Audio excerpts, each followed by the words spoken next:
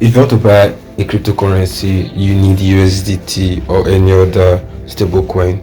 But how do you get the USDT? You get it from someone, or you get it from the p2p market.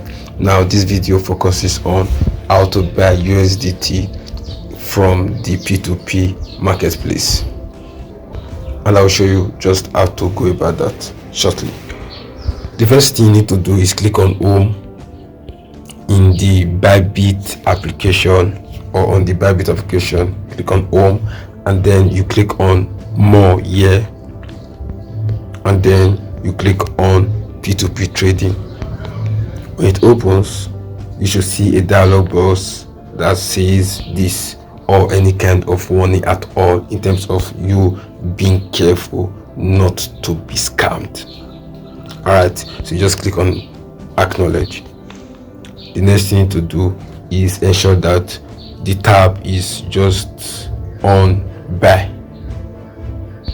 Ensure that you've selected the buy tab, alright, because there are two tabs, buy and sell.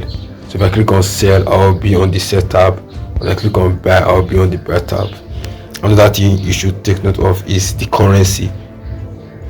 If you are Nigerian, ensure that this is on NGN, that is Nigerian Naira, alright, and ensure that this is on USDT because you want to buy USDT, alright.